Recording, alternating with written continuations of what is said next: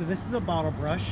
This is a regular bottle brush. We also have a dwarf one, but this is the regular full-size bush. Now, this one is typically evergreen, unless we get a really, really hard winter here for Houston, and it can freeze back. In extreme cases, it can actually die, but that is pretty rare for these guys. Flowers, it's red flowers. They've got a very unique, beautiful flower, show you here on screen here, and then it'll flower pretty much all summer long. So it's evergreen, so you're going to get green all year round, and then flowers all summer, so it is very pretty. Size-wise, though, most people underestimate how big this guy gets. He can get to be as tall as a 2-story house, so you do have to prune it on a regular basis if you want to keep it smaller. The good thing is, I can keep it this size forever if I want to. It just takes regular pruning, but you won't ever get it to flower if you do that.